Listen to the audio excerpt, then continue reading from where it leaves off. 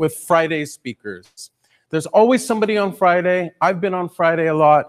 I think it's unfortunate, especially when we have these self-congratulatory Thursday banquets. So speakers on Friday, I'm here for you. I feel for you. I'm sorry. I'll do my best to remind people that maybe this isn't the best habit. Maybe we should have banquets on Tuesdays. Anyway, I'm going to sneak in a little bit of planet stuff. All right. But what I'm going to do first is think about Euro White Dwarf 2040, all right? I'm a little bit worried about our community, all right? And maybe it's not worried, but maybe we should just be vigilant. Are there going to be this many of us in 2040?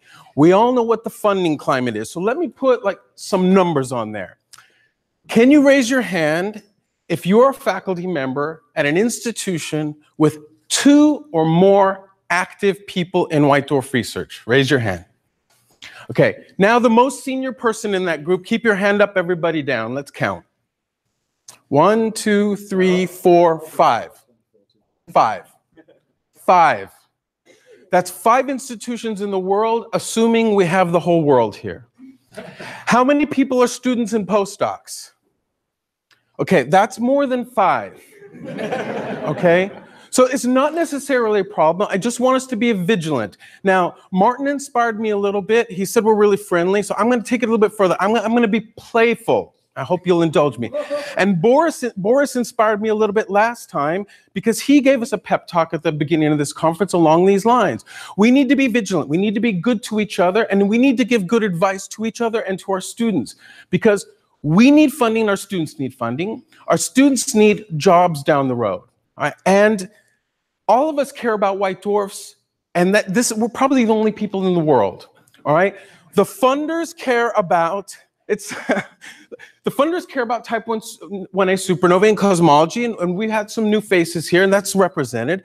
Gravitational waves is really hot, exoplanets is hot, galactic archaeology is hot. So we need to be able to connect to these topics and the missions that are supporting them, such as these big spectroscopic surveys, DESI-Weave, we have TESS, we have Plato. We need to find a way to get our science into these things that are actually funded and continue to be funded. Or there may not be something like this. So the science tells us everything is connected. And when you start talking about your little white dwarf you love, I want to remind you that supernovae are the reason we're alive on planet Earth. Those radioactive nuclides from supernovae brought life here. And now here we are talking about white dwarfs, which sometimes supernovae. If that isn't a full circle, I don't know what is. All right, so this really is all connected. All right, now, here's my little throw out to the Friday people. All right, I just counted, it's a small number of statistics, I admit. I just counted the fraction of junior to senior people in each session.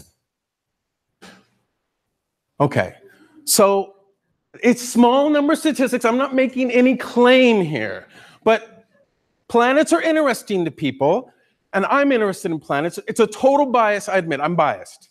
I like planets, but everybody who's ever been on a PhD committee, you ask them what do they want to work on? Cosmology or exoplanets, okay? And that's the truth. This is the world we live in, and the funders agree, all right? So this is one area that is ripe for the plucking, if you like.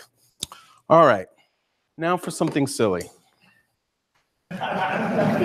Okay, this is a white dwarf, okay? It's white, you can believe me, right? Or you think like, okay, whatever. This is a sponge also. But a sponge is not, it's not on its own, right? A sponge belongs someplace.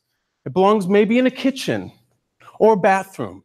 Maybe it should be scrubbing some dishes where some food was. It's where a family lived, right? This has context, okay? And so do our white dwarfs, all right? So here's something silly. All right, this is a white dwarf, and I put a magnetic piece of metal in here. Maybe I make a magnetic white dwarf. That's the way we think sometimes. We add companions. It's like swallowed by a white dwarf. I make something magnetic.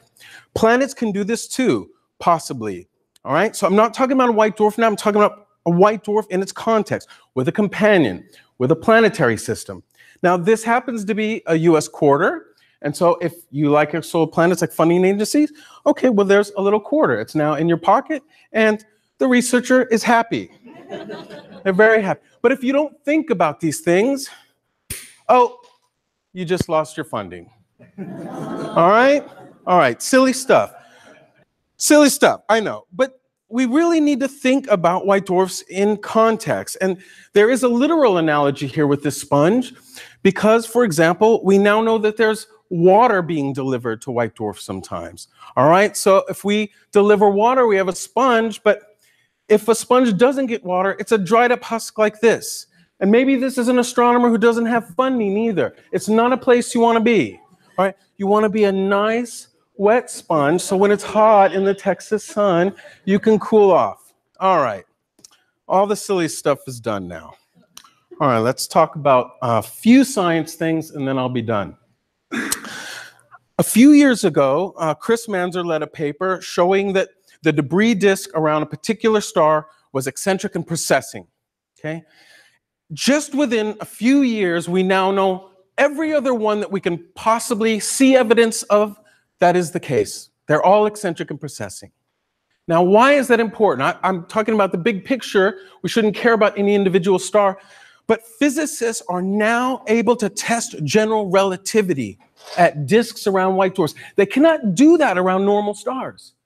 It's because it's a white dwarf. So this is tests of GR we can now do at these stars. Now this is a famous one. This is WD1145. It's the one with all the crap going in front of it, transiting, which made a few planet people interested in it.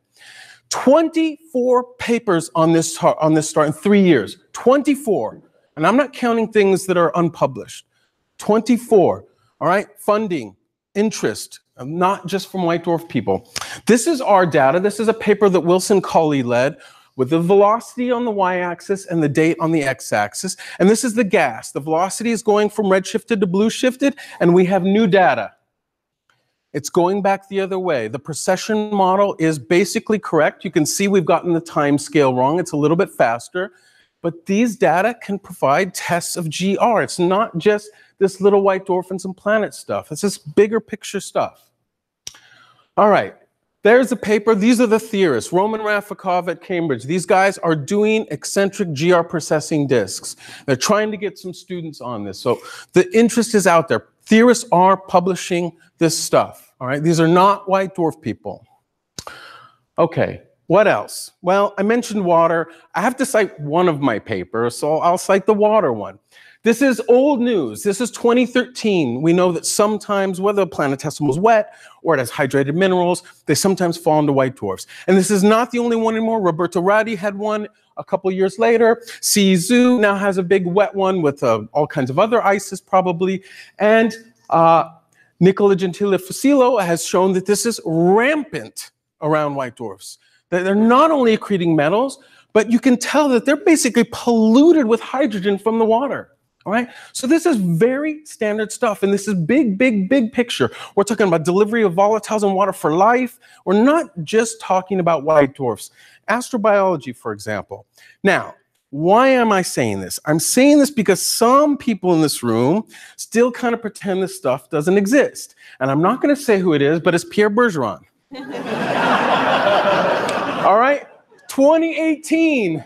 Give us some citations, Pierre. We need funding too. We just cite each other. Anyway, you had your chance already. All right, so we need to be one big happy family because really this is all connected. Now I promised you DQ stars, so that's going to be last thing I tell you is about DQ stars. So Patrick Dufour and I, we finished a UVES survey, so a high resolution search for metals in DQ stars. And what this slide is going to tell you is that a search for metals, so something about planetary systems, is actually going to teach us something fundamental about white dwarfs themselves. The DQ stars are not the helium stars we thought they were, or the other helium stars are not. I don't know which one it is, but it's one. This is the kind of champion calcium abundance, 10 to the minus 6 for these helium-rich spectral type DBZ or spectral type DZ. This is the champion in the DQZ. Now it's bigger, I know, but it's negative. So 10 to the minus 12. These are 6 orders of magnitude different. 6 orders of magnitude. This is not a little thing. This is a huge effect that we are missing in our evolutionary and structure models. Either these convection zones are 10 to the 6 times deeper, or these are 10 to the 6 shallower. I don't know. But there is a fundamental difference. I don't think you can say that these are mergers. Their masses have come out from Gaia. They're normal. And you tell me, oh, you know, somehow planetary systems know not to form around a star. That one's going to become a DQ. We can't form here. No, that's no way. So I think we're really stuck with this. This is a fundamental property of helium stars that we don't understand. All right? And it was brought to us by somebody who cares about planetary systems, not really somebody who was interested in the white dwarfs themselves, per se. And with that, I am advertising for a postdoc. Not 6 months from now, right now. So come see me if you'd like to work on this kind of stuff. Thank you very much.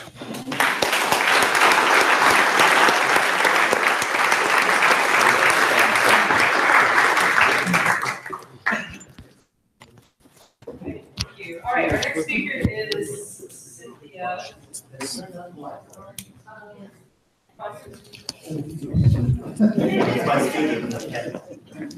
Okay, so our next speaker is Cynthia. Jamais Beaulieu. Oh, that's fine. Okay. All right, so she's going to talk to us today about further investigation of the DA and DB white dwarfs from the Sloan Digital Sky. What's happening? And the rave is going to start. Yeah. Where's the clicker? The clicker is...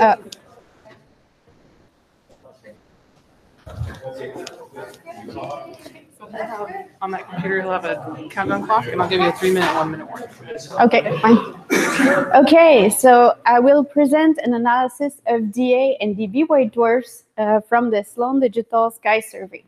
So the first step is to get a sample. So what you do, I went and retrieved every data I could for every DA and DB white dwarf spectroscopically identified in the SDSS up to the DR12. That is a lot of data. So I wanted to keep only the best ones. So I removed from that every spectral type that contained plus, M, H, or that was uncertain.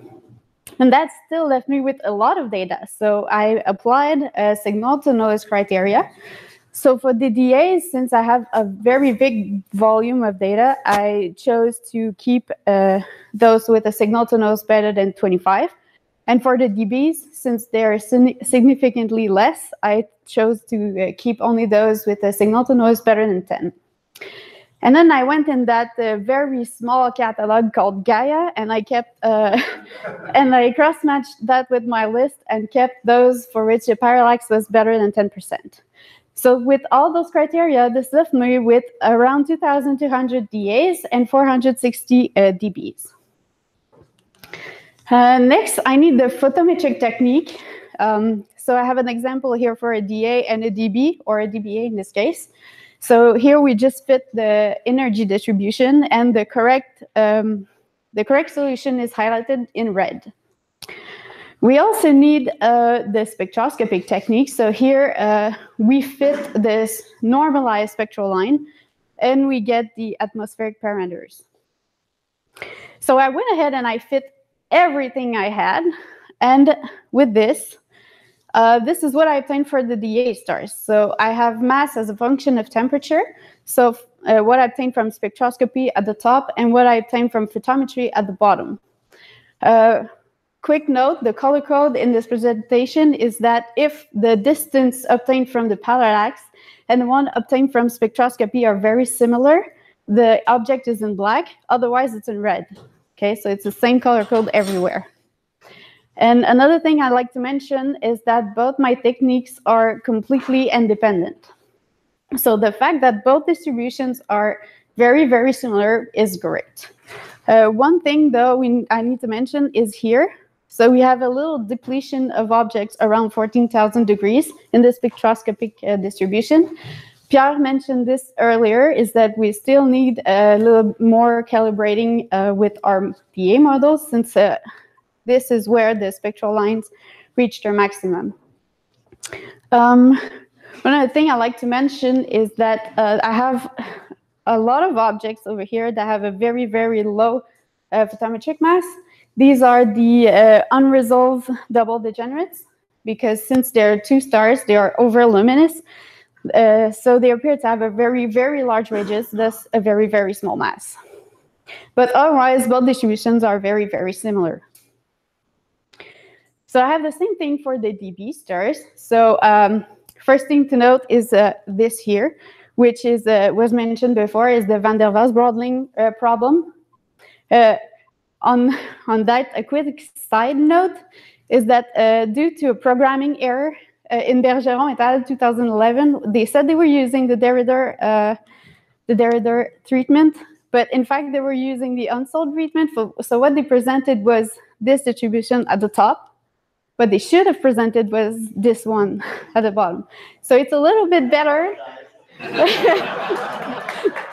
So it's a little bit better, but still there's a lot of problem. If you look at the correct distribution, which is this one, which is pretty flat, we still have a lot of problem at low temperature. But this only affects objects with temperature less than 16,000 degrees.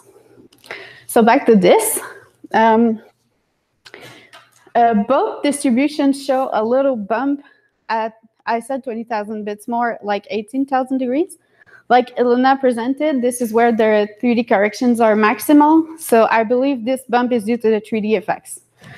And also, there's a few objects with very low photometric mass again, and these are again the unresolved double degenerates. I have an example over here of such an object. So if you look at the photometric fit, we have here a log G of 7.3, which is very, very low for a dB white dwarf. And if we look at the spectrum and we try to fit it with our conventional dB/dBA models, it doesn't work at all. But if we try instead to fit it with the model including a dA plus a dB, then it fits perfectly. So I have here an example of a dB plus a dA white dwarf. Okay, so now I'm comparing. Here it's spectroscopic temperature minus photometric temperature as a function of the spectroscopic temperature. So I have for the dAs at the top panel and the dBs on the bottom panel. So Pierre mentioned that earlier also. We have this very systematic effect in the sense that the spectroscopic temperature is systematically higher than the photometric one. We believe this is caused by the dA models, since we don't see such an effect with the dB distribution. Also, this data has been dereddened, and it's most likely it's not due to the reddening, because if I plot the same temperature difference, but instead as a function of distance, you see that the effect is constant with distance. So it must mean that it comes from the model and not from the data. Here I compare, instead of temperature, I'm comparing the masses, so spectroscopic minus photometric as a function of temperature. Again, I have the dAs on top and the dBs at the bottom. So for the dAs, what we see is that the distribution is very, very flat, which means that both techniques agree pretty well, which is great. I have this, again, these objects are the unresolved double degenerates. And for the dBs, again, this is the van der Waals-Brodling problem, which we can get rid of right now. Another way to see the mass distribution is if I put them in histograms. So dAs on the left and dBs on the right. So what is very, very striking is that the mean masses and the width of the distributions are very, very similar for both distributions, which is great. This means that our technique works. Just a reminder, both techniques are completely independent. So this is very great. Again, we see a little bump here in the blue distribution with the photometric distributions for the dAs. These are the unresolved double degenerates. And for the dBs, in spectroscopy, I see this bump, which are caused by the van der Waals-Brodling problem. We can also test the mass radius relation. So what we do is we obtain the radius of the star from fitting the photometry, the solid angle. And then we obviously can't use the mass radius relation to compute the mass.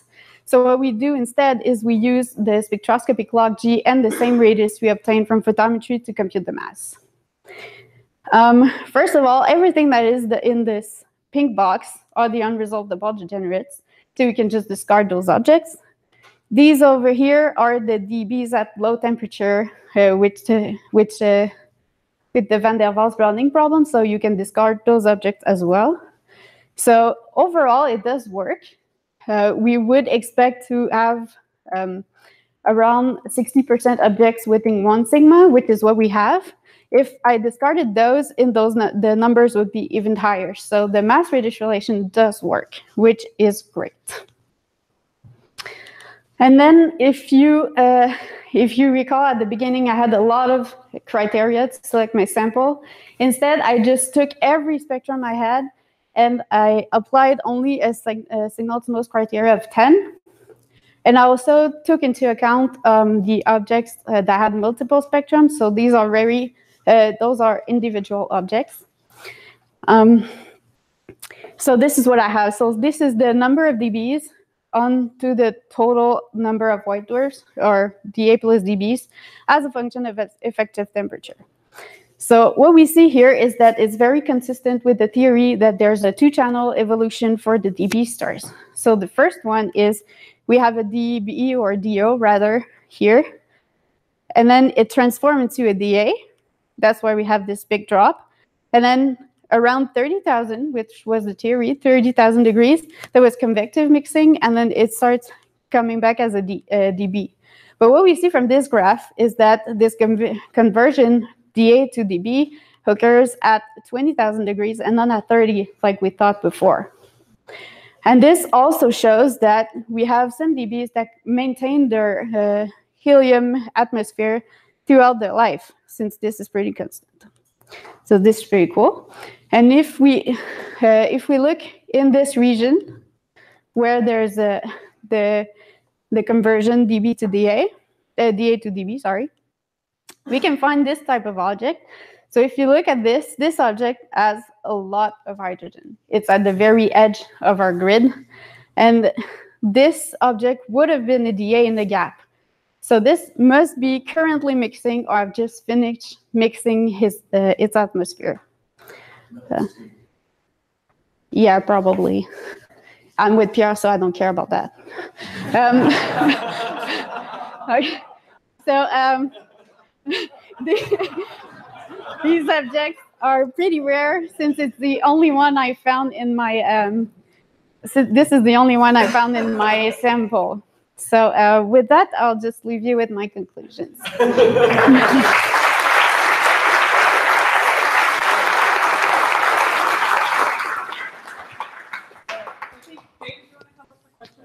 So we'll go ahead and Okay. do questions for Jay and Cynthia. Yeah, we'll do questions first. I can't take it off. Is it set? Oh, yeah. Okay. Oh, sorry. Yeah, first. Just a quick comment. Here, when you look at the ratio of the A to dB, you assume that Sloan targets the A to dBs the same way, which it doesn't. Yes. So there is a region around 12, 15,000 degrees where Sloan avoids the A's, and then you artificially bump up your dB to the A ratio, which comes from where quasars live. You can correct that if you look at the Olas paper from 2015. Yeah, I know. This is a work in progress. I'm very aware that there are many selection effects for the CSS, and I'm going to take that into account. The second comment is the last one that we showed, I think, is published in a paper by HRE. Was that 1537? Yes. Oh,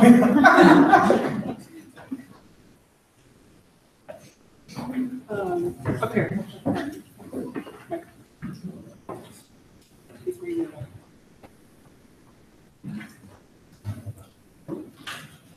Well, this is Joe. So thank you for your very entertaining but very pertinent presentation about what we need to be thinking about.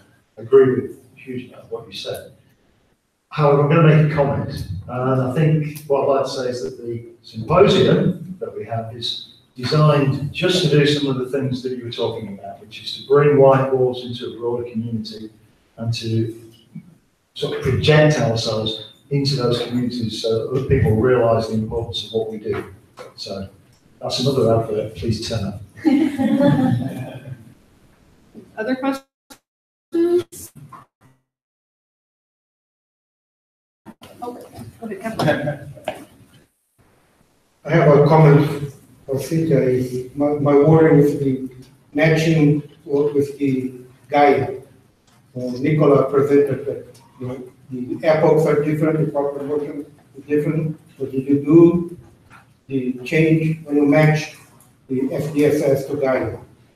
Yes, I did. I used the Montreal Whiteboard database that we have this list of names, identifiers for a single star. So then I could match what I have from the SDSS to the Gaia catalog. If I went wrong, could be safer.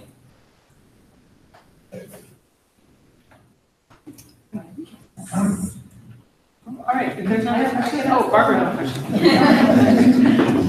I can ask a question to Jay. So, we know that they have metals and the probable planetary stuff. What is the efforts in order to detect the planets around the white dwarfs? What's the best instrument that you propose now? Got it. Because we don't have to do anything, we just wait, and we get all the white dwarfs. All right, there's no other questions. Let's go ahead and thank both of our speakers.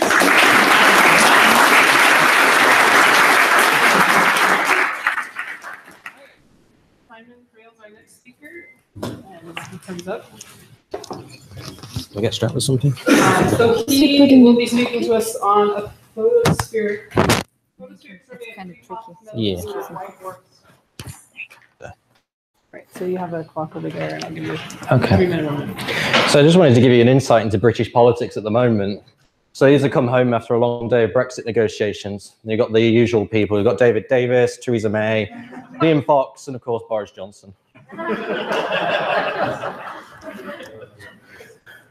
So basically, my talk today is going to be about 3 white dwarf stars that we've recently obtained Hubble Space Telescope spectroscopy for.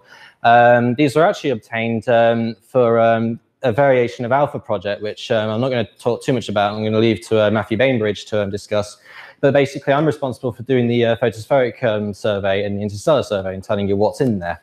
So I'm going to be talking about 3 white dwarfs, their survey, the circumstellar stuff, and then anything else interesting that I found about them. So the stars in question are actually 3 well-known, very hot white dwarf stars ranging from 60,000 up to 65,000 Kelvin. We observed them using the Hubble Space Telescope, using the E140H grating, and we covered 1,200 to 1,520 angstroms.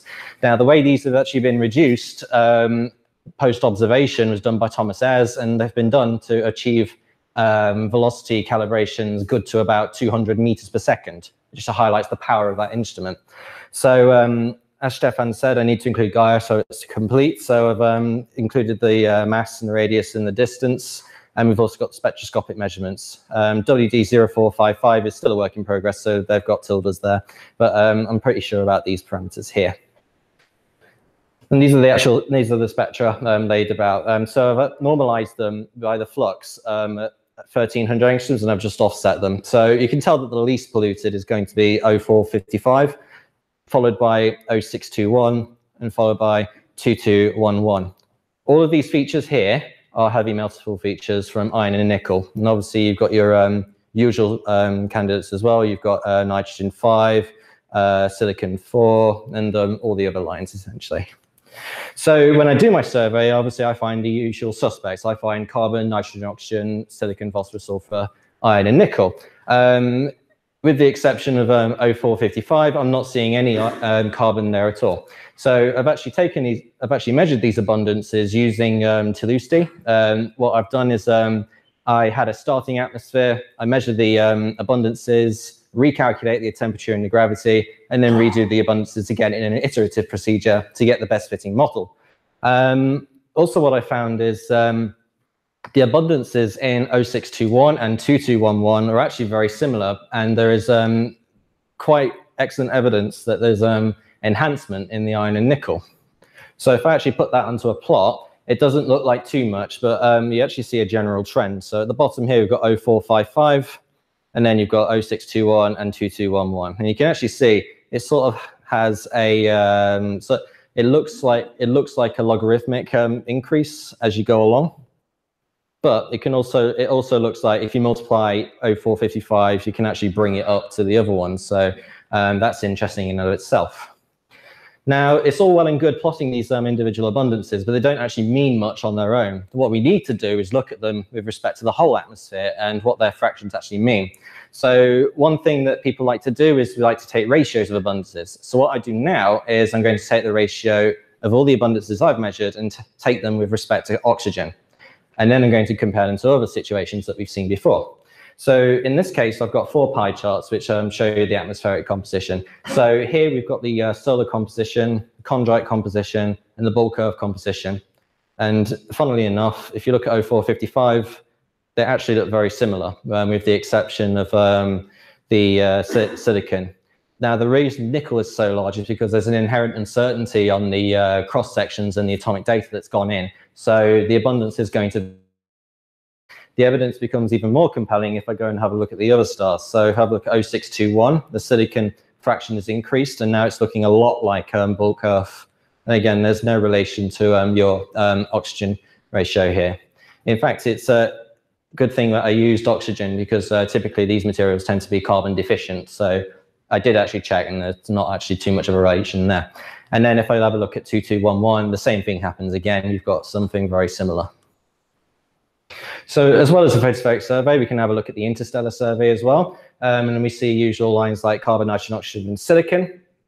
Now, 0621 and 2211 are interesting objects for obvious reasons, but in terms of the interstellar, they're kind of basic.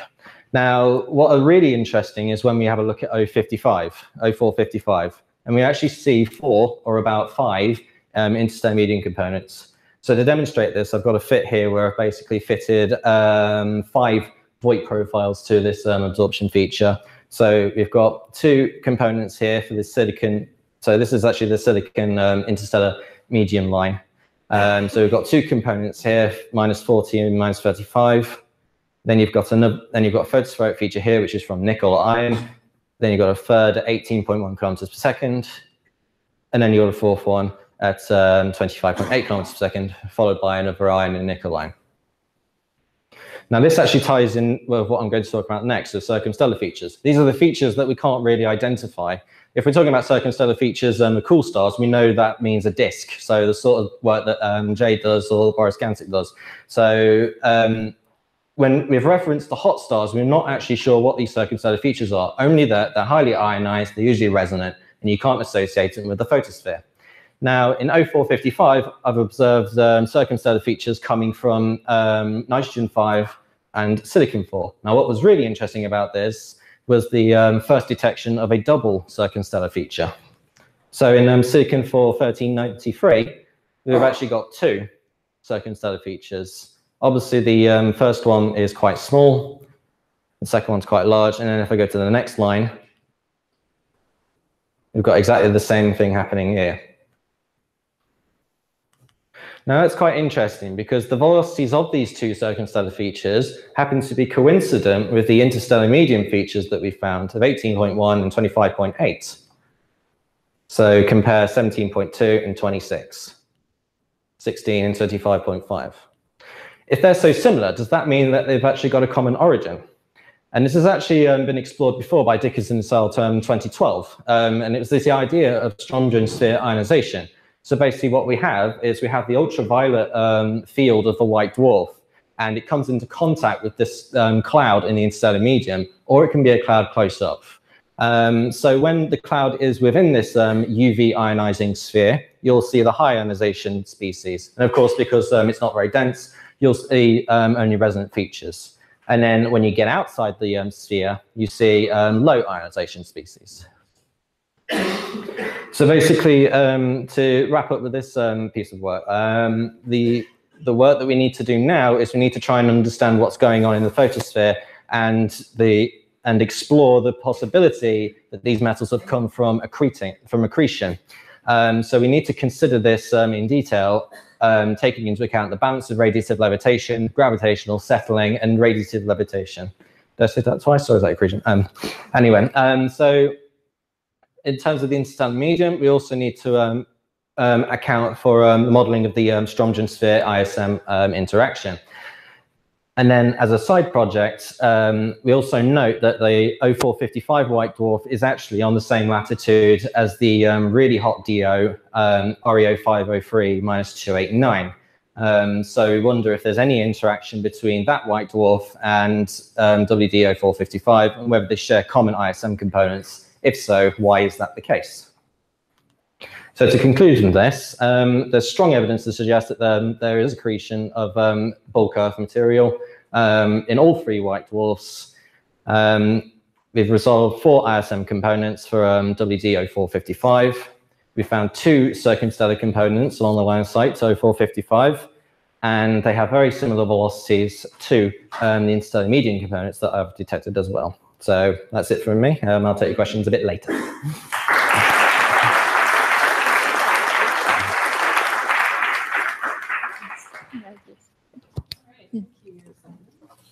All right, Josh. So Josh Bukes has our next talk, and he's going to be talking to us about a systematic spectroscopic survey and analysis of southern DA. Thanks. So there's a timer over there, and I'll give you a 3-minute and 1-minute. Okay, sounds good. Let me switch. Okay, so as this gets pulled up, that's a further slide in. So this is an update on the talk I gave, a significant update on the talk I gave a couple years ago in Warwick. And so just as a reminder of the question that we were beginning to ask then, was this: as we go from the data that we collect at the telescope to normalize Balmer line profiles that have been fitted to models, there's a lot of choices that we have to make as we go through this process. And so we wanted to be able to quantify some of these choices, how much they matter, and just be able to understand more what these choices do. So back 2 years ago, I think we had just started this project, and so to date we've observed a few over 130 DAs in and near the instability strip. A handful of these have been observed by K2. That's going to turn out to be pretty helpful later on. The key part of our survey and what we've been doing is that we've been using the SOAR telescope and the Goodman spectrograph for all of our observations. And so we're trying to limit the systematics that are going to come in. And so one of the ways that we're doing this is having the same telescope, same spectrograph, same observing strategy, and then the same pipeline and fitting procedure all the way through from beginning to end. So signal to noise greater than 80 on everything and resolving power of 1500 or so. Then we're using Kester's DA models along with the spectroscopic fitting technique that Pierre was talking about earlier. So far, we've gone through about 10 of these choices to characterize them and to understand them. And so I'm not going to go through all of these today. There's things such as flat fielding and flux calibration and extinction, or if you want to know details on those later, just come up and I'm happy to talk about those. I'm going to go through a few, I think, which are some of the most interesting ones. So let's start off with, one of the choices we have to make is where exactly we normalize our Balmer line profiles. And so we can choose widths that are the standard lit width. Those are from the Liebert et al. Paper in 2005.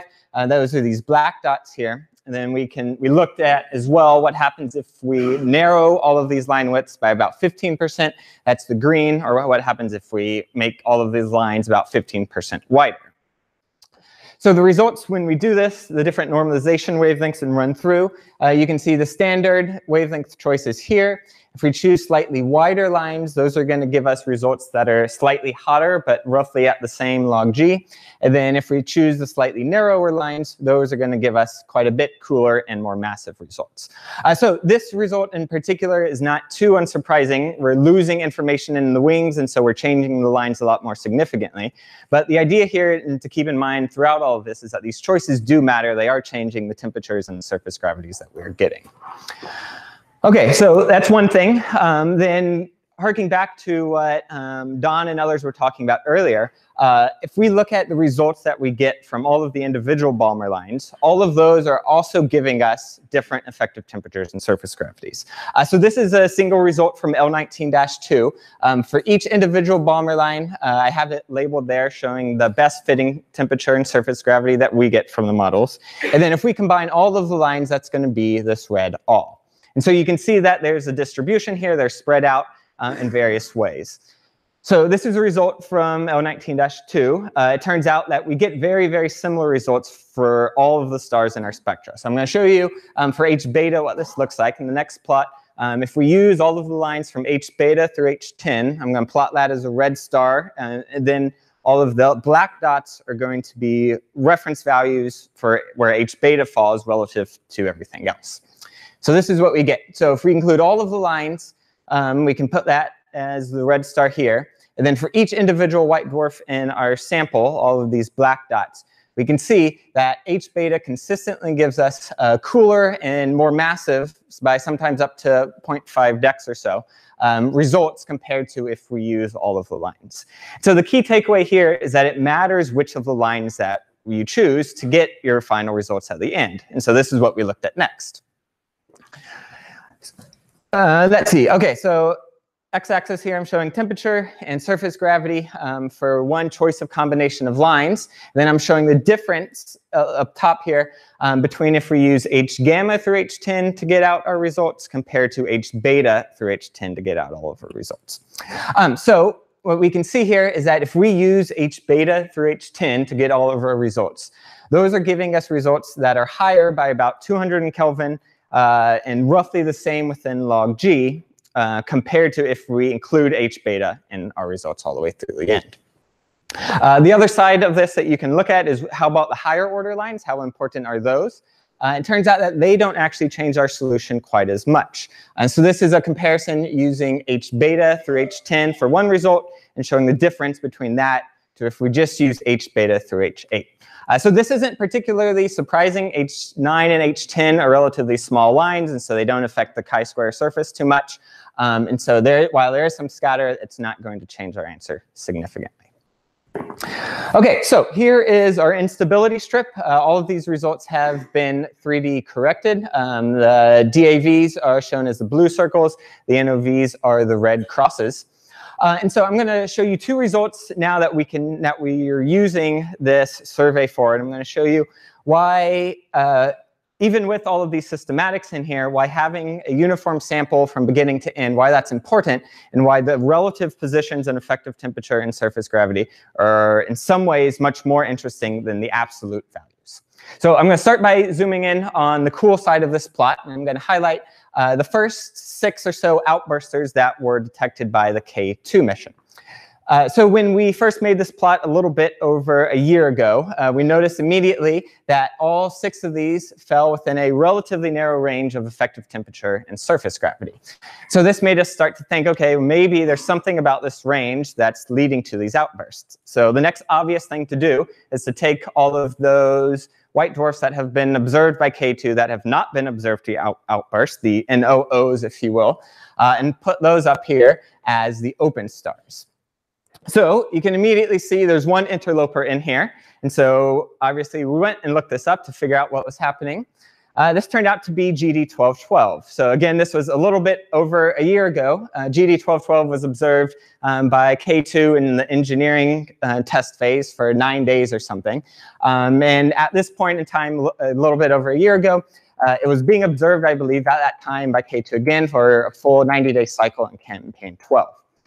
So JJ and I were talking about this, and we made a little bet. I said, I believe that we can use our relative effective temperatures and surface gravities to actually start to predict where these outbursts are going to occur. And so we made a bet on what's going to happen with GD1212 when the data came down. So a couple months later, it came out, got processed and analyzed. Turns out GD1212 does actually have outbursts. It's one of the brightest outbursters that had been discovered at that point. This is a plot from a paper that JJ is working on right now that contains all of the details. And so I was very happy about this for two reasons. One, it meant that JJ owed me some beer. And 2, we can go back to our plot and we can fill in our star as GD1212. And so we believe now that if we look in these boxes, we want to try to understand these outbursters, where they occur, what's actually happening in there, that the best place to look is going to be starting with all of these stars that are relatively nearby. And I want to be clear, I'm not suggesting that all of the outbursters will only fall within this box. I don't think we have enough data to know about that at this point. But as we try to understand them, these are the stars that we should be looking at first to search for more of these outbursters. Okay, so finally, I'll wrap up with a weighted mean period versus effective temperature plot. And so this is an update on what Chris did a while ago and then Anjum did after that, just with a few more DAVs. And so we can see how the pulsations are evolving as the stars are cooling, that there's a relatively slow change as these pulsations are slowly getting longer for the hottest DAVs. And then around 12,000 degrees for us, there's a change in the slope of these, as these white dwarfs get cooler and their weighted mean periods get quite a bit longer. Now, you might be noticing the two outliers here. So we noticed these as well and wanted to go follow them up and try to figure out why these were different for some reason, why they appear to have relatively cool temperatures, but also really short weighted mean periods. So we followed them up. Turns out that they are both double degenerates. And so this is a second example of why we think using these relative temperatures and surface gravities and controlling our system all the way through, we're able to identify and figure out and find new interesting DAVs. So I will just leave my conclusions up here. We're wrapping up the paper with all of these details and more, and I'm happy to talk about it later as well. Thank you.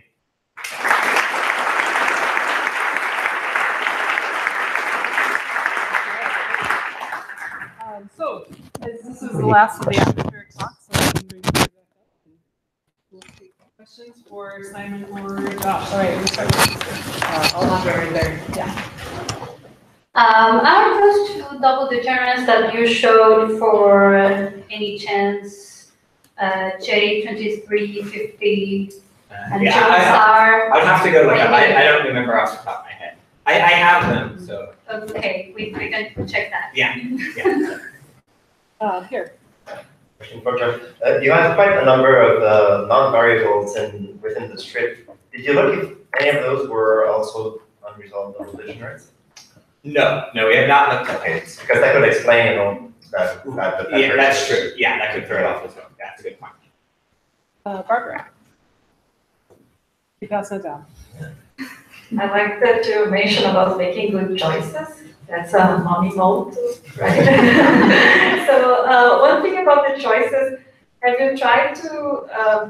you done any experiments to see whether changing the weight of the lines would change your fits?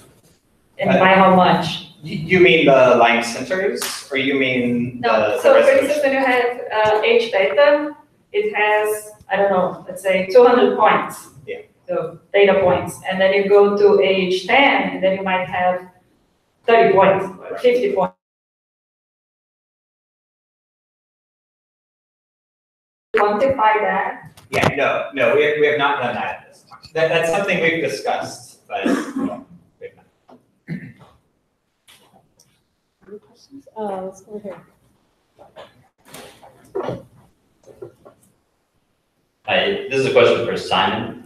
So on the objects where you have these blue-shifted circumstellar features, you made the connection with cooler white dwarfs and circumstellar accretion disks.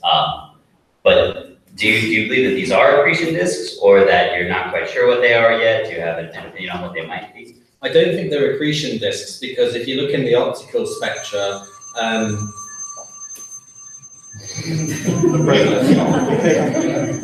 don't think they are accretion disks, because if you look in the optical region, if you look for the calcium triplet that you typically see around 6,000 Kelvin, somewhere there like that? One of the yeah, you don't see anything like that at all. So if there were any accretion sources, I'd expect to see emission around the resonant features. So I don't see that, so I don't think they are.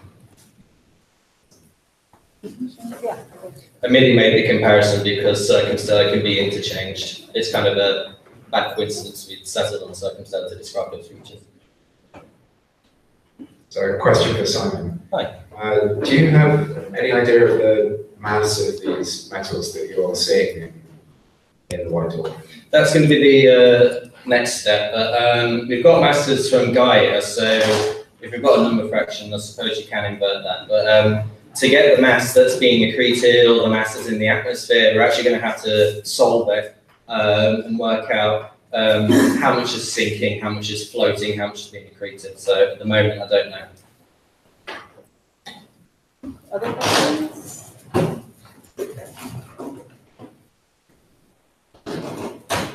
If there's no other questions, then let's go ahead and thank both our speakers again.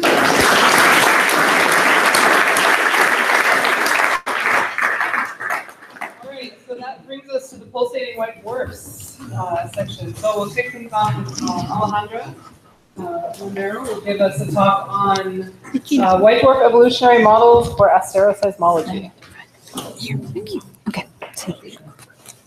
So there's a time countdown up there and then. Okay. Yeah, 3, 1. Okay. Good afternoon, everyone. So, like I believe most of you did, I sent a very, very vague abstract, and then I thought what I was going to do. And since I got into the pulsation section, then I decided to tell you a little about what I've been doing pulsation-wise these last 2 years. So I put this title because I'm going to talk about what I call canonical carbon-oxygen core white dwarfs, some cool ones, and the massive models, okay? So this is like a summary of what the pulsations on white dwarfs are now. We have what I call the classical pulsating ones. This is the hydrogen, not this one, the hydrogen deficient, the DOs and their cousins, the planetary nebula ones, DBs, DQs, and the CCCs, which are the hydrogen-rich ones. And the new members are the ELMs here, the pre-ELMs here, which also have hydrogen and some helium there. The delta Scuti are quite close to the pre-LM, but we are not considering those white dwarfs. They are pre-white dwarfs, so, but I'm not going to consider those. So the good thing when you have a pulsating star is that you can use that to know a little about the interior of the star, okay? And the technique that we use for that is called asteroseismology. Okay, so if you take observations, this is a light curve, and you do a Fourier transform of that, and you get a list of observed periods or normal modes inside the star. And you also have models, representative models of what we think are representative models of white dwarfs, and you also get a pulsation, a spectrum of theoretical modes. You can compare those, you can match those, and find a best fit model. So the model that we think is going to better represent the inner structure of the star. So this is a little what I do. And first, I'm going to start with the models. I started this with my PhD work. So this is the models are computed with the LP code, the La Plata code, developed in the Argentinian world. The stellar masses cover from around 0.49 to a little more than 1 solar mass, which I'm considering our carbon-oxygen core. And I also have another free parameter that is related to the hydrogen mass, okay? And this is a plot basically showing the current grid. This is stellar mass, and this is amount of hydrogen relative to the mass of the star, okay? This is not in solar masses. So the black points are basically the grid that I had in 2013, and the green squares are the models that we are computing with this guy here, Taylor, who is another graduate student. And right now we are trying to make our grid thinner in the low mass regime where most of the stars are found. So one thing that I found very interesting about this plot, first because I made it, and is this line here. Okay, this red line represents the highest amount of hydrogen that is left in the white dwarf according to single stellar evolution. Okay, so for a 0.6 solar mass, you get 10 to the minus 4, which is, well, it was used. But if you go to higher masses, the hydrogen is reduced. Okay, you have a more compact object. And if you go to lower masses, this could be quite thick. You could get to 10 to the minus 3 for a 0.49 solar mass. And this will have a negligible effect in the radius of the star when you estimate the radius with these models, okay? So since we have the models, we better use them. And I started to do some observations against my will, but anyway. So this is a log-G effective temperature plot. I got a little cut here. The gray crosses, I don't know if you can see them, are all the CC the known CC. So this is the stability strip observationally. This is a blue age from my paper from 2013. This is theoretical. And I used the red edge from this plot basically, but from Janina's 2011. So I made a selection of objects which are in red. These are actually the ones that were observed in these two telescopes. This is the SOAR telescope, and this is a 1.6 meter telescope that is in Minas Gerais, Brazil. Okay, so the red ones were observed. Some of them are not variables. They were selected from spectroscopy of SDSS GR12, and there are some classical, very bright CC that only had observations from the discovery paper. So we decided to observe these ones that are very bright and to see if we can get some new modes. Okay? And actually, we found 3 new variables, which are the pink ones that are here inside the circle. I'm just going to show one. This is the light curve. This is 4 hours from SOAR on the Christmas night in 2016. And this is the Fourier transform. This is the 3 sigma, and this is the 4 sigma uncertainty. This is Larissa, who actually did this with period 4. And these are the 3 periods. There are 3 short periods. And we just did a preliminary fit with our model grid, and I believe it's quite good. So moving on to the cool really fast. Last year in Santa Fe, I showed that there are like 6 objects that are really, really cool. They have very low temperatures, and some of them have long periods, and some of them have short periods. That's why I asked George. And we talked a little about with some people here, and they suggested, Pierre Bergeron actually, and Antoine suggested that they could be double degenerates. So I said, okay, I'm going to go through this. Let's go to Gaia. I took Gaia parallaxes and Pierre Bergeron models and computed the masses also. And well, it's a mess. Okay, I thought that we were going to have a correlation between the short period and the long period for the masses.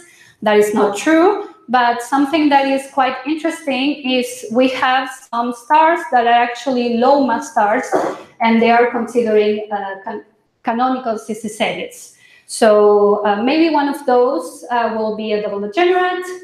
And the most interesting one is this one. This is what Kepler calls the Anjum star. That spectroscopically, from spectra, we don't really see a companion, but it's really cool and have short periods. So I will talk to Josh about this later. And finally, we started computing massive models with MESA. This time, this is Gabriel, who actually did all the computations in his master thesis. We have 16 sequences between these 2 masses. We have hydrogen and helium cooling tracks for all the masses, and covering different core compositions here. The way we selected the core composition is right here. These are the central abundances. These are not the full abundances, okay? And we separated in the 3 classes, considering which element was the most abundant in the center. So we have the carbon-oxygen core that for the metallicity we choose is below a little more than 1 solar mass. Oxygen neon core, which are produced from the models that had a carbon flame that didn't reach the center of the star. And the more massive ones, which we call neon oxygen magnesium core, are the ones that actually the carbon flame got to the center. Okay, and these are the chemical profiles. This will be a carbon oxygen 1, an oxygen neon, which in the literature is called a hybrid, because you have a layer there of unborn carbon. And here are the more massive, the neon oxygen magnesium. You can see that the oxygen, in green, the oxygen profile really changed from one to the other. This is a little, I think, related to what Josiah says about the decomposition. And this gray area is actually the crystallization front. Okay, we use crystallization based on the Horowitz phase diagram, which actually predicts that the crystallization starts in cooler temperatures than Segre 10. It's about 1,000 Kelvin. But, well, of course, for the most massive models, crystallization starts like at 25,000 Kelvin. So, well, we have basically a whole crystallized star when we get to the instability strip. And finally, this is a log G effective temperature plot. We actually compute this to get mass radius relations. The blue ones are carbon oxygen, the orange ones are oxygen neon core, and the green ones are the 3 element ones. And just to have a first look, how we compare these two observations, all the dots are white dwarfs from the DR12 from Kepler et al. 2016. And the first raw prediction here is that these are like around 400 stars. Okay, so spectroscopically, 400 stars have a mass above 1 total mass. And we have around 40% will have a carbon oxygen core, 50% will be in the hybrid range, and around 45% will have a neon oxygen magnesium. Of course, this could change if we consider a different methodicity. So that's it. Thank you.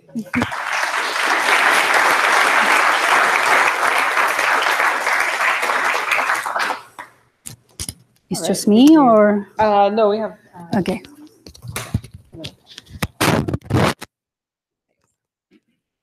Okay, our next speaker is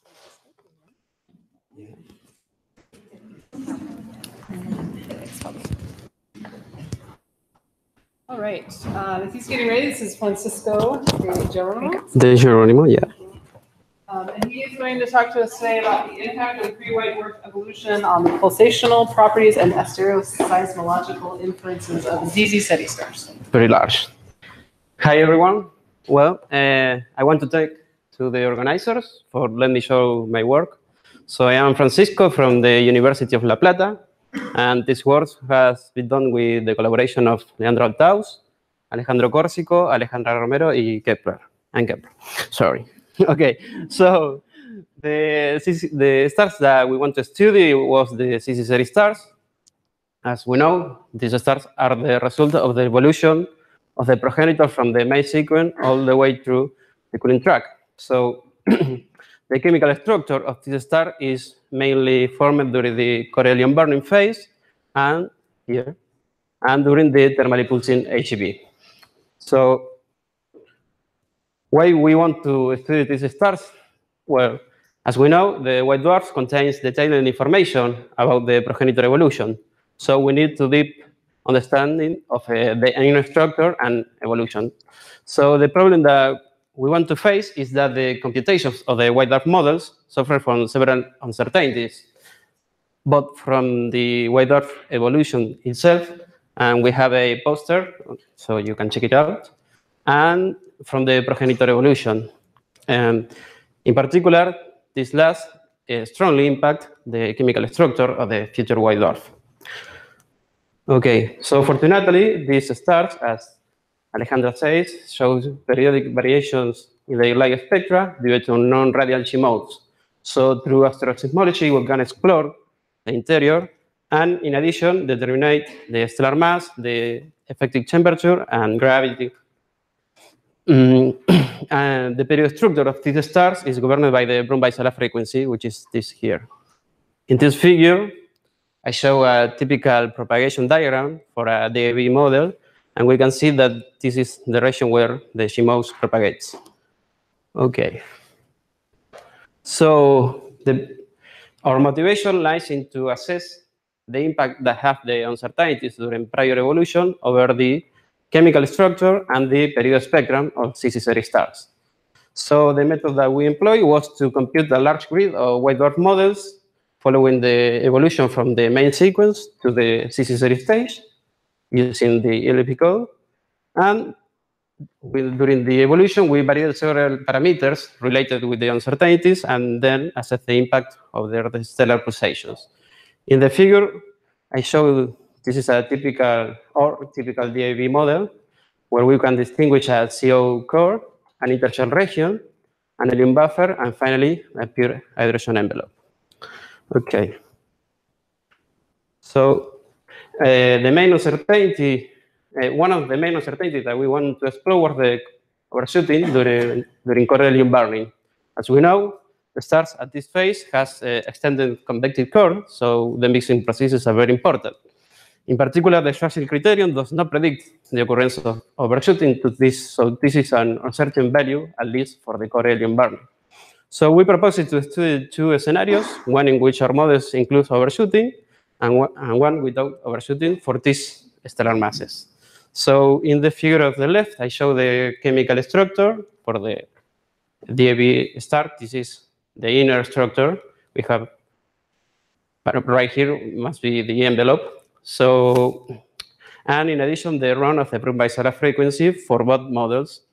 So we can see that the model that includes overshooting is characterized by higher central abundances of oxygen as expected. But the main contributors to the difference in the Brun-Weisela frequency are these step-like variations in the curve. So these chemical structure difference are translated into difference in the period spectra when we compare the two models in average of about 4 seconds. Okay. So the next uncertainty that we studied was related with the carbon and oxygen reaction rate. As we know, this nuclear reaction has an extremely low cross-section, so the error from the experimental determinations are very high. Here in this plot, I show two determinations for the reaction rate from Kunz et al. 2002. And we can see that for helium burning temperatures, there is an uncertainty factor of about 2. So in this case, we propose 3 different scenarios. That one that we take as the standard, in which we consider a reaction rate from nacre during core helium burning, and 2 high-low limits for the reaction rate from Kunz et al. Again, we have same stellar masses. So in the figure of the left, I show the 3 models, and we can see that the chemical structure differences are more complex than before, and the difference in the Brun-Weisela frequency comes mainly from the triple transition here and in the border of the core. So this is translated, again, when we compare it with the nacre, we have an average deviation of about 4 seconds. But when we consider the higher mass model, the chemical diffusion processes strongly erode this transition region. So in this case, the difference in the Brun-Weisela frequency comes mainly from the border of the core. So in this case, we can note that the low radial order models are slightly affected. So finally, the last uncertainty that we studied was related with the evolution through the thermal impulse in HEV. As we know, this phase of this evolutionary phase is affected by errors in the mass loss rates, the convection, the extramission processes, the opacities, and the binary evolution. These uncertainties led to alternative paths that the star can follow post-core helium burning, as can be HEV monkey and post-early HEV. In both cases, the stars avoid the thermal impulse in HEV.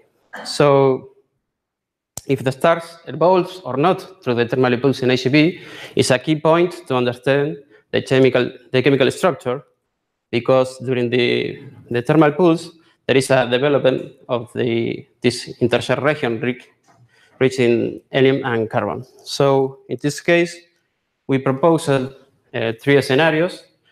One in which we have a model from the post-early HEV, that is the experienced non-thermal pulses, and 2 models from the TP HEV for both the stellar masses. So again, in the figure of the left, I show the chemical structure for these models, only for this case and this case, for a matter of space. And we can see that the low mass model has a strong impact in the chemical structure, as well as the Brun biselar frequency. And this is translated into a strong impact on the period spectra. But when we consider the higher mass model, again, the chemical diffusion strongly erode the intershell region, leading to a slightly variation in the period spectra. So what happens when we take into account this difference in the pulsation spectra when we consider astereosismological fits? So as a first approach, we developed a astereosismological fit for artificial stars. And according to the uncertainty that we want to study, we developed 2 sets of models. So for each star, I found the best fit model for each set, according taking into account the quality function from Castaneda and Kempler. And then I take the difference in the stellar mass, the effective temperature, and the mass of the hydrogen envelope. So these are the models that we computed. It's a large number. So with each of these difference in stellar parameters, I made histograms, and then adjust to them Gaussian functions, and we obtain sigma values very close to the observational errors, except for when we consider cool CC30, which can amount to 20%, but I want to note that these values can be strongly improved if we maintain the mass of the hydrogen envelope fixed. So this is the first approach. So what happens when we consider real CC30 stars? This is, I think, the most important plot of the work. So in this axis, I show the differences in the stellar mass. In this, the difference in the effective temperature. Here, in the color scale, the differences in the thickness of the hydrogen envelope. So if the previous evolution has no uncertainty, all these stars must be here. But if we take into account the uncertainties from the thermal pulses, we have a lot of stars concentrated near the origin. So this is in good agreement with what found previously. And when we take into account the uncertainties from the carbon and oxygen reaction rate, we have the same behavior. A lot of stars, although we have some outliers here, a lot of stars are grouped in this region. So these are the conclusions. So we have quantified for the first time the impact of the uncertainties during prior evolution over the pulsation spectrum and astereosismological determinations. And the error are quantified and bounded with average value close to the observational errors. Thank you.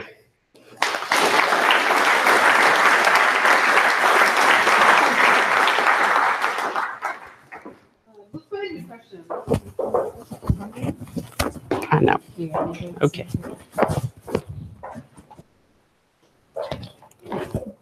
All right. Oh, Barbara.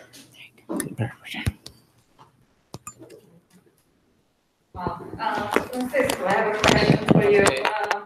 I noticed that when you show the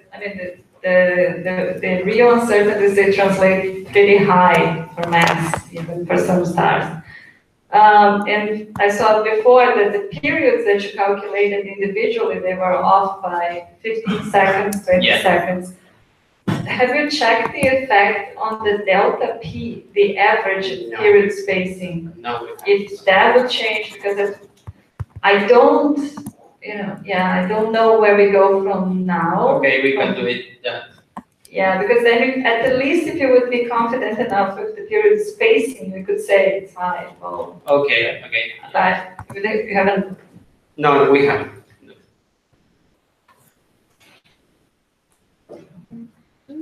Can I make a comment on that? I believe that when you consider more thermal pulses or a larger carbon-oxygen reaction rate that changes the size of the core or the size of the triple layer, that will change a little the trapping conditions. So maybe the mode that was trapped for one model won't be trapped in the next one, but it will be the mode next to that one. So I don't think that will actually have a large effect on the mean period spacing. Other questions? JJ.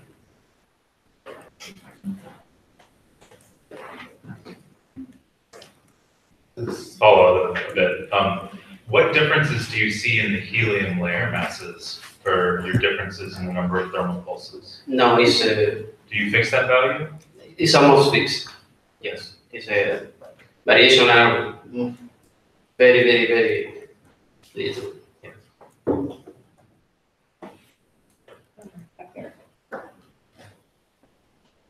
I have a question. In the first talk, there was the diagram of all the different pulsators and like the pre-elms and the elms. Are the new blue large amplitude pulsators on that plot also? I haven't included because Alejandro Corsico is going to talk about those. But yes, they are hot. They have the temperatures of SCDs and they are like pre-LM luminosity thing. But yes, they are around the pre-LM and the hot stars.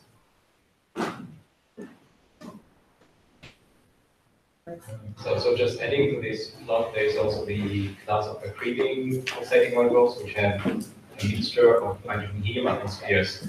Sit. Sorry? In that same plot of all the types of pulsators, there are also the accreting white dwarfs that pulsate, which have at least solar hydrogen to helium mixture, and that shifts them to water, like above the ZZ strip. So we hope to get masses for those at some point, all of G's and them. In the what I call the taking out, of course, the LM, so the pre-LMs, all the other ones we are assuming mainly as single evolution. So I didn't consider those binary interactions. Any questions? All right. If there are no other questions, we'll go ahead and thank both our speakers again.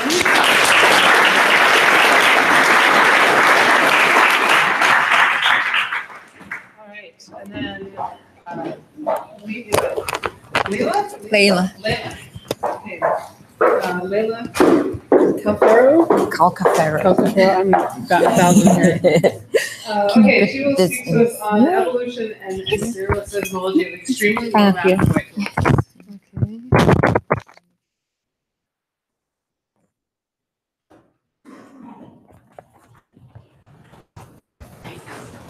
So there's a timer over there, and then I'll also give you a minute and 1 minute warning. Thank you. Well, hi everyone. I'm Leila from the University of La Plata, Argentina. I work under the supervision of Corsico and Althaus. And I'm going to show some works, one of them with the collaboration of Romero and Kepler. Okay, some context on the stars under study. Low mass stars have masses below 0.45. I'm sorry, I'm so nervous. This is my first talk ever. Okay, low mass white dwarfs have masses below 0.45 solar masses. They are thought to be formed by strong mass loss episodes at the red giant branch of low mass stars in binary systems before the helium flash. So they are expected to harbor helium cores. Among them, there is a population of extremely low mass white dwarfs with masses below 0.18 to 0.20 solar masses, and with this range of gravity and effective temperature. For those stars with masses above that value, the progenitors are expected to experience CNO flashes that reduce their hydrogen content, enable them to sustain nuclear burning. So they have a shorter evolutionary timescales in comparison with ELMs with masses below the value, whose progenitors are not expected to experience hydrogen flashes, so they will have thicker hydrogen envelopes and a corresponding residual nuclear burning. So they will have longer evolutionary timescales. Well, Alejandra already showed this plot, and we find those composite here.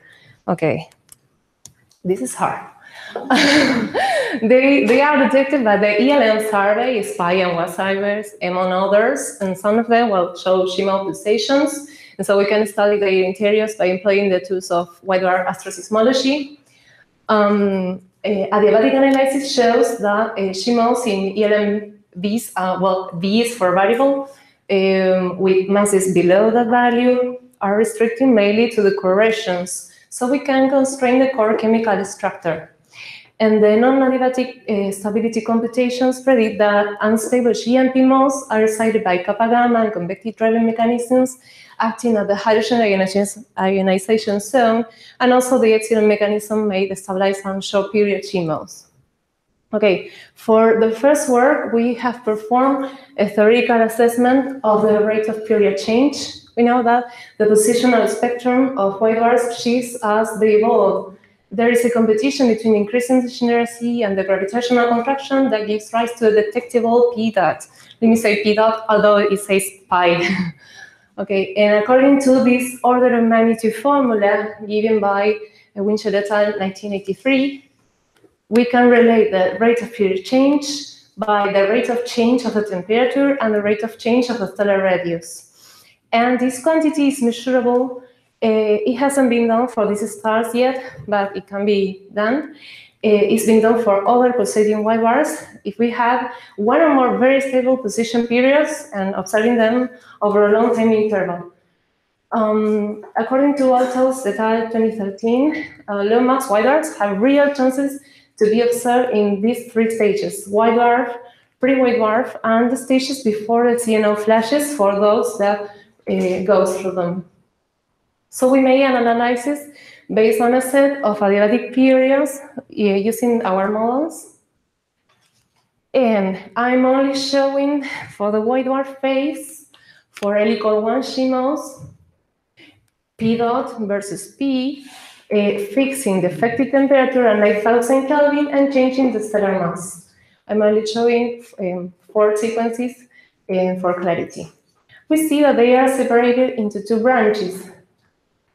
One for the ELMs and the other one for the rest of the low mass stars.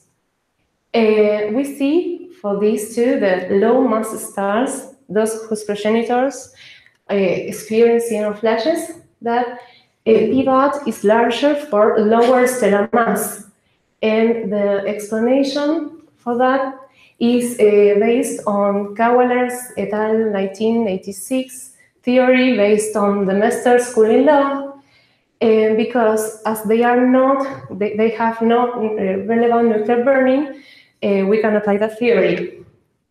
Okay, and also the values are positive, indicating that they are, the P dot is dominated by cooling.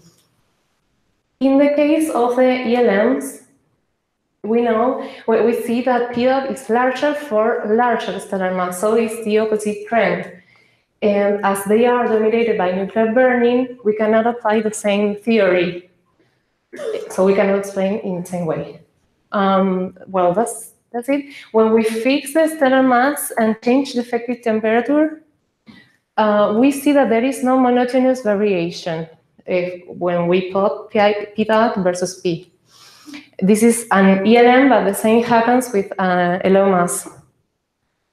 And this may be the useful plot because we show the absolute value of the maximum of P dot versus the stellar mass for helical 1 CMOS with some selected radial orders for our wider models in this range of effective temperature. And what we see is a clear distinction between the ELMs from the rest of the long mass.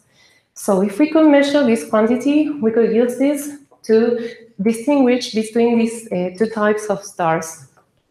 And I'm only mentioning for pre-white dwarf that CMOS also, well, not also, variants, P that are negative for them. And we know that models are contracting as they evolve towards higher effective temperature. And for pre-CNO flashes, P that are negative also for helical 1 CMOS. And in this table, I summarize the values of the absolute magnitude, the maximum for CMOS for every of these evolutionary phases. And we can see the difference in the orders of magnitude. So if we could measure this quantity, we could use this to distinguish between these evolutionary phases. For the second work, we performed an astroseismological analysis of the ELMBs. For what we use the evolutionary sequences of Faltaus et al. 2013. And we have these 14 stellar masses in this range and this range of effective temperature. And what we've done is vary this parameter, the H envelope mass. So we obtain, what we see in this spot, we obtain for every stellar mass a different value of the H envelope mass. The ones here, the canonical envelope ones, are those envelopes coming from the complete evolution of the progenitors, and they are the thickest one. We have performed this work with the help of Romero and Kepler. And I'm showing these chemical profiles of hydrogen for one particular White model. And this is, well, I cannot point, but this is the thickest one, and this is how we narrow them down. Okay, and for our analysis, we've performed these astroseismological period-to-period fits to the ELMBs by assessing this quality function that has to do with the stellar mass, effective temperature, and the H envelope mass. And it measures the difference between the theoretical periods and the observed periods. So the lowest value of this function is going to be the best fit model. But we will use the inverse of the quality function, so we will look for the maximum value of this quantity. And we have done this for helical 1 and helical 1 and 2 CMOS. And as we didn't obtain unique solutions, we needed to employ spectroscopic constraints, and we used the 1D and 3D model atmosphere. So in this box, those are the spectroscopic boxes, and we show the projection of effective temperature versus a stellar mass plane of the inverse of the quality function for, in this case, shade 1518 for short. We have the stellar mass, the effective temperature, and in color coding, the values of the inverse of the quality function. So each point in the plot corresponds to an H envelope mass that maximizes the inverse of the quality function for a given stellar mass and a given effective temperature. So we look for yellow spots. At least if there was one, it will be the best solution of the solution, but there are two, and they don't lie within the spectroscopic boxes. But this one is close to it, so, well, it might be taken as a solution, and it has these parameters. And the H envelope is associated with a thin one. And to show another example, here it is, shade 1540. And we see multiple solutions. And one of the periods has 300 seconds of uncertainty. So we repeated the analysis, but by varying by the set of periods by minus sigma and plus sigma. And we see that the solutions change a lot. So we can only adopt a range of solutions in this range of stellar mass, effective temperature, and a range of H envelope mass. So all in all, we found a multiplicity of solutions. It may be due to the few periods detected in these stars.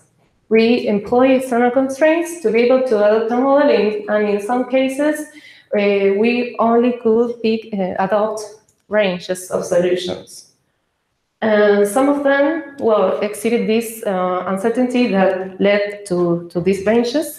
But the good thing is that the pink ones are associated with thin hydrogen envelopes, and it opens the possibility of finding ELMs with thin hydrogen envelopes that could have been formed through unstable mass loss, maybe via common envelope evolution. Well, and the lack of the unique solutions calls for more and richer observations of the positions of these stars. So thank you very much.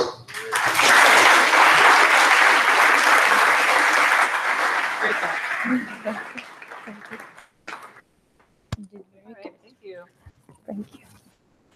All right, our next talk is by Alejandro Corsico, and he will be speaking on the evolutionary status and pulsations of the blue large amplitude pulsators.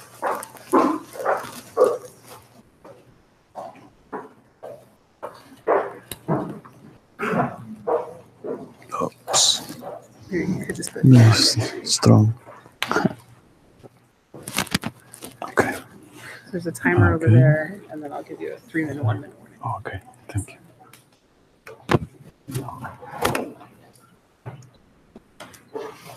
So, first of all, I would like to thank to the organizers for giving me this opportunity to give this talk. This talk is about blue large amplitude pulsators. The work was made with the collaboration of Alejandra Romero, Leandro Althaus, Ingrid Pellisoli, and Kepler. These star blobs, blue large amplitude pulsators, were discovered recently, the last year, by Powell Pietrukowicz in the context of this of the optical gravitational lensing experiment. The first blob was misclassified as a delta Scuti type variable. Today we know 14 objects of this kind. What are the observable properties of this star? In first place, they are very hot. They are characterized by an effective temperature around this value. This is the reason for the name, blue. They change the color and the temperature during a pulsation cycle. So this demonstrates that the variability is due to pulsation, intrinsic pulsations. Another important property is the shape of the light curve, the sawtooth shape, very reminiscent of Cepheid and RR Lyrae that pulsate in the fundamental radial mode. Another property is the large amplitude characterizing this star. You can see that the range is 0.2 to 0.4 magnitude. For instance, for delta Scuti stars, or the amplitudes of pulsation are of the order of millimagnitude. Another very important property is that all of them show just a single pulsation mode. And the period of this mode is very short in this range, much shorter than for example, beta Cephei and SPB stars. And finally, another observational constraint is the rate of period change, that it has been possible to be measured for some of these objects. This is the rate of period, the relative rate of period change. And there are negative and positive values, and this is a relatively low value. So this indicates that these stars evolve slowly with nuclear time scale. So any model, pulsation or evolutionary model, must to fulfill these properties. In this HR diagram, I am showing you the location of blobs. This is log G and log TF, and these are 4 objects for which it has been possible to measure logarithm and effective temperature. You can see that they are much compact and much hotter than delta Scuti stars, They have the same gravity that P and B, but they are much hotter than this kind of stars. Also, they are less compact than pulsating SDB stars in the two classes, the hot and the low and the cool ACDB stars pulsating. And obviously, they are much hotter and much less compact than ELMB stars. So the question is, what are they? What kind of star they are? So we propose. This is proposed by us. We propose that blobs are hot helium core, hydrogen Barney shell, low mass with masses in this range, around this value. This is the same HR diagram, but in which I have included the evolutionary tracks of pre-white dwarf with helium cores. You can see that the location of that is, you can see that the tracks cross the location of blobs. These tracks are from this paper, Alhau et al. 2013. Okay. Sorry, the tracks, the solid line correspond to metallicity solar, and the dashed line correspond to tracks of a high metallicity. What about the pulsation? What is the nature of the pulsation of the periods detected in these stars? We have performed an adiabatic non-radial and radial analysis. That is, we have explored radial and non-radial with L equal 1, L equal 2 modes. And here I am showing you the result for a template model with solar metallicity. In the upper panel, you can see the chemical structure, that is helium and hydrogen. And this is the term B used to compute the Brun-Weisela frequency. In the lower panel, we can see a propagation diagram. That is the Brun-Weisela frequency here, black, and the lamp frequency. Here we have the region of G mode, and here the region of radial and P mode. Each symbol corresponds to the node of the radial eigenfunction of the mode. This strip bounded by this red line corresponds to the range of period observed in blobs. So we can conclude that they can be interpreted as high order G modes, in this case within this range of radial order, but also they can be due to radial modes in this region, just the shorter, the longer period, the shorter periods.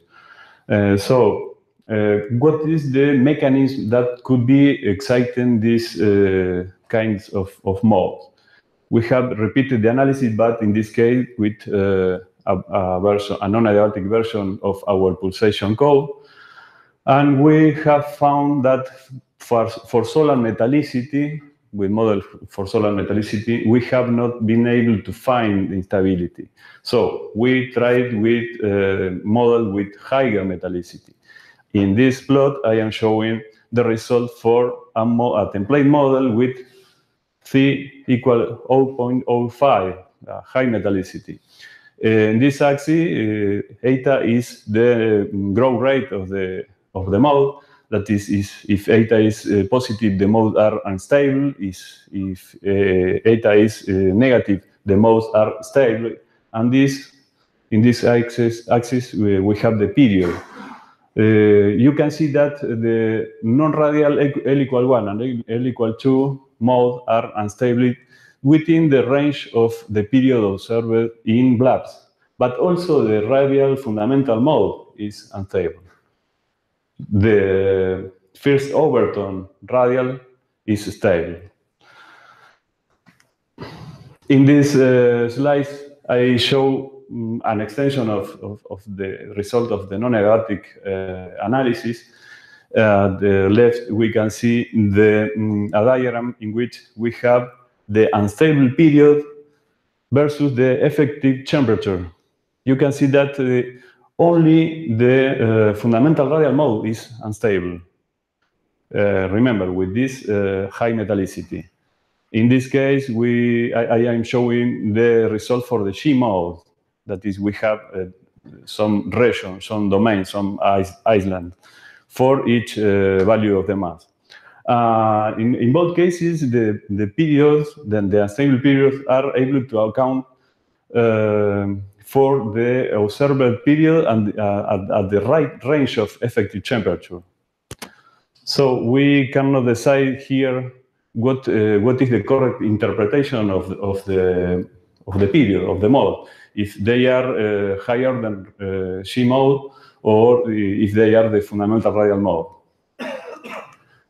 So we can examine the rate of period change. That is another very important quantity observed that is able to place some constraint.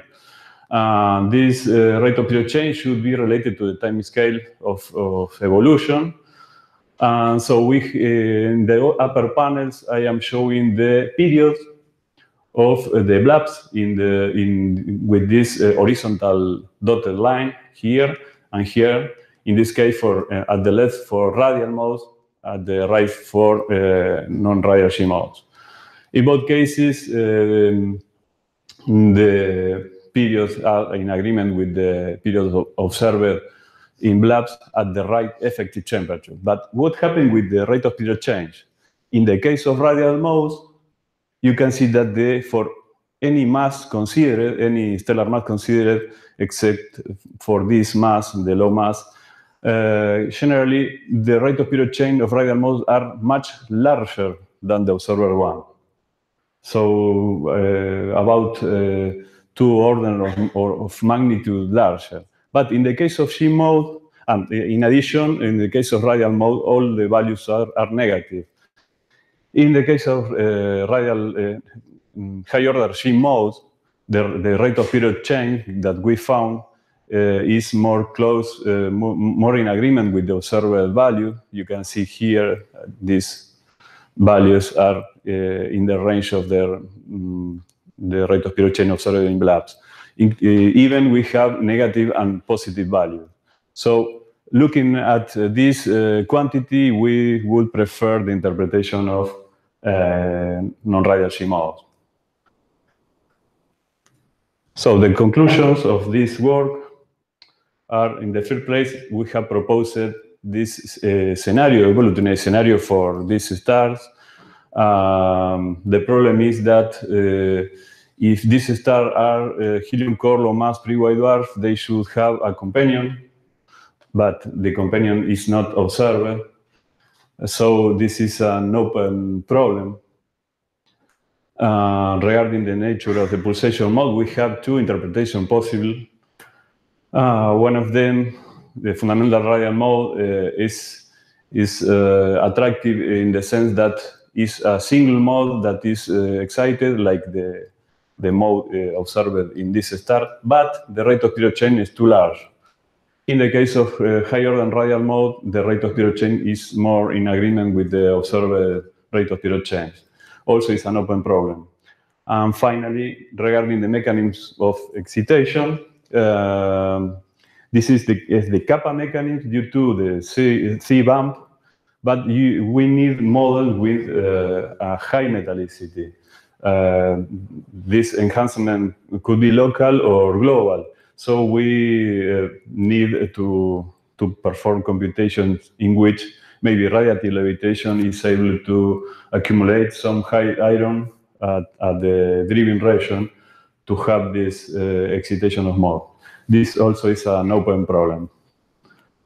So that's all. Thank you. Thank you very much.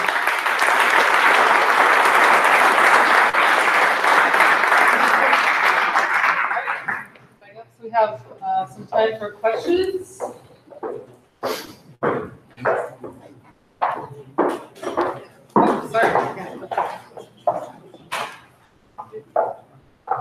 To Alejandro, has anybody tried to compute multicolor, multi-filter amplitude ratios for the different expected types of pulsation of those stars? Because that way with this very high amplitude, you can probably easily identify them.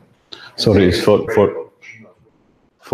what? Could you repeat, please? You can do mode identification from time series multicolor photometry because those hot stars will have different amplitude ranges for A equals 0, A equals 1, and T was in G nodes. Yeah. So you will be able to rather easily, I think, identify modes. I know, I have not done that.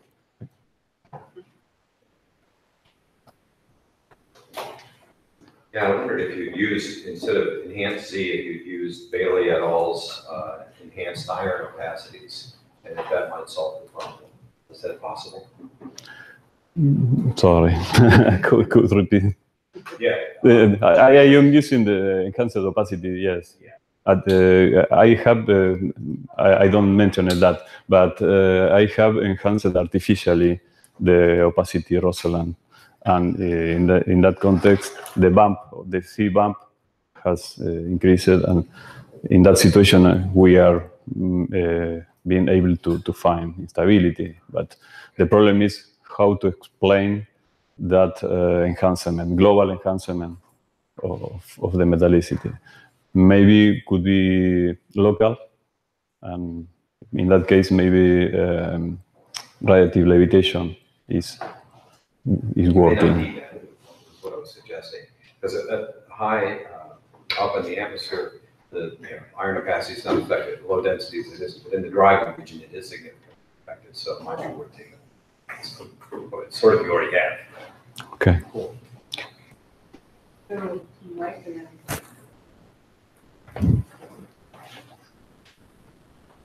Mike. Yeah, Alejandro. Yeah, just a comment.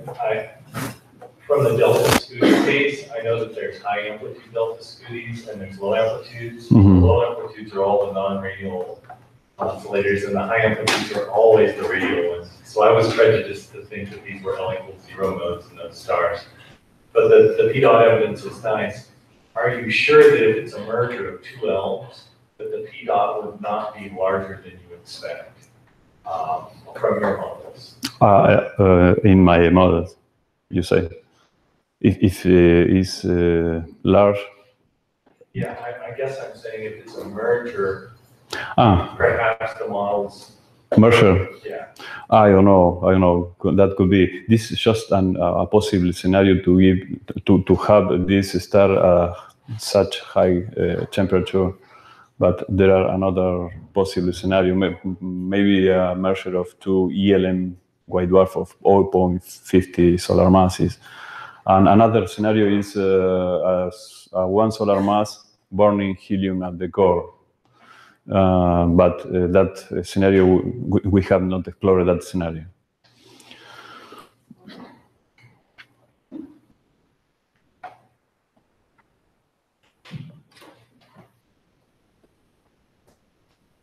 So in sepia, sometimes you see in the light curve, especially the sawtooth ones, that there can be a little dip at the peak of the light curve because of an ionization that occurs in a shock that propagates through the envelope.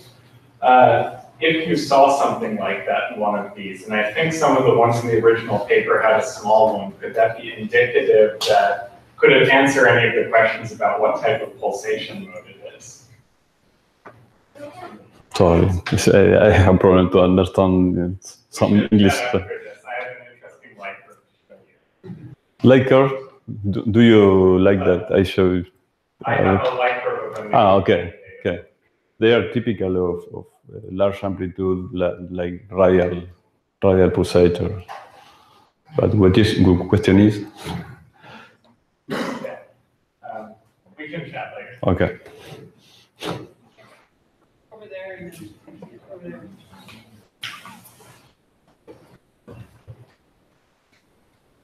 So it's a question about this talk, but maybe for both of you. This number of 0.18 seems pretty important to distinguish between so-called elms and not elms, or things that go through CNO flashes. Okay. So also maybe you need to check with Alina that I don't think our codes agree on that. So is that something that we need to? So MESA, for example, will do CNO flashes at lower masses, 0.17 or 0.16. And is that something we need to really figure out why we have a difference on? Well, at the same metallicity and with the same progenitors, we have differences. Maybe due to the diffusion. No, Basically. No, but we have maybe. Well, I didn't. At us. As far as I know, we have kind of the same limit, like metal and gold for the same metallicity as an diffusion. But if you change like metallicity, include flotation, that might change it. Yes. And yes, I do think we should definitely have like the definition for ELMs, because I think the doc paper says that there are ELMs, which one, you said like the ELM is more than 0.8, and now we have like 0.35, that's all ELMs, right? And I mean, we should establish like, okay, they are below 0.3, they are below 0.5, they are below 0.8. I mean, there are lots of definitions. And I know, but I have taken it to come up with a system. Thanks for the great talk. So I think one of my favorite things about these extremely low mass white dwarfs, whatever mass they are, is that they do these skinless flashes.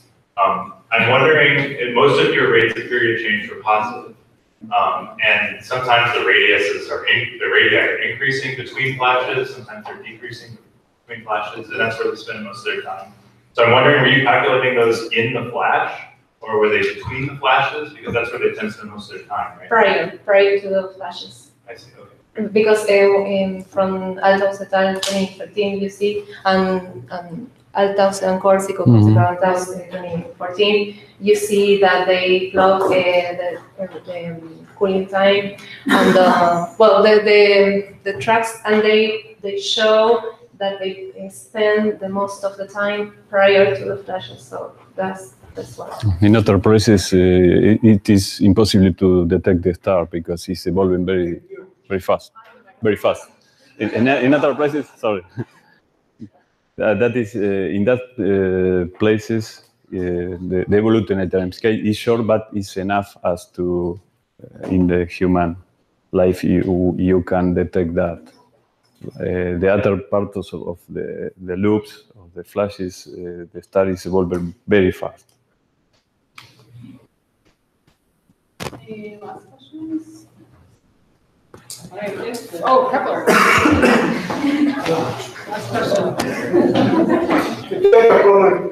You said that they are fast, but if you look at many stars, you get some that are in the loop. That could be in the loops. Yeah. No, but the theoretical computation predict time scales of hours. Yes. Yes.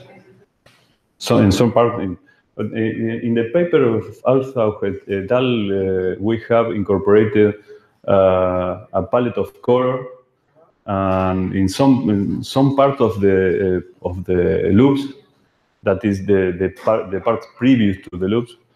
There you have chance to see the star in that place, but in other parts, no. Except in the part of red pre-white dwarf and of course in the part of ELM white dwarf when they are white dwarf.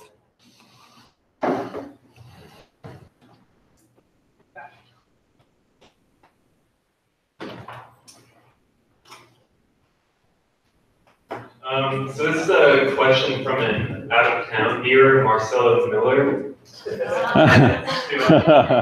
That is it's a mate of ours. It's a companion of office. They obtained core compositions for the super AGB cores, which are very different from those of Ivan and Garcia Barrow, and also those of C's 2007-2010. In particular, much larger neon abundances.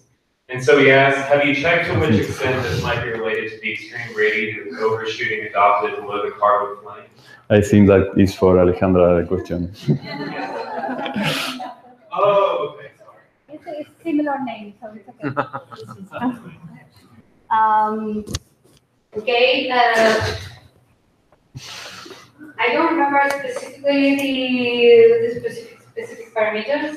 Overshooting is a problem. Also, muscle is a problem in separation models. Usually, these problems can trace back to, we found some references from the 90s, such as that they lose all of the hydrogen, for instance. So that maybe that change in the model composition could change somehow the temperature and how long the carbon flame will get to the core. But short answer is yes, convection is always a problem, but I don't know what would be the effect right now.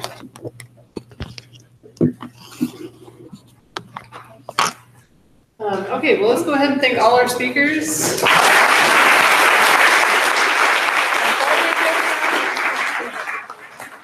No announcements, so happy hour and posters. Happy what? Happy hour and posters.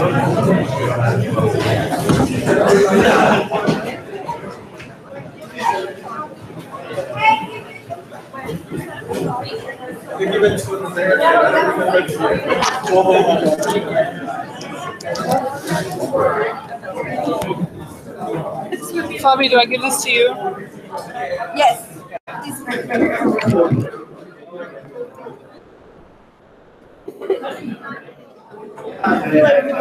Shaky deal over here.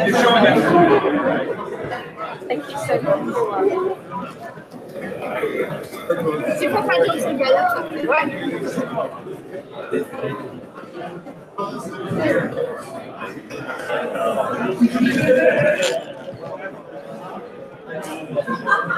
Let me get these to you.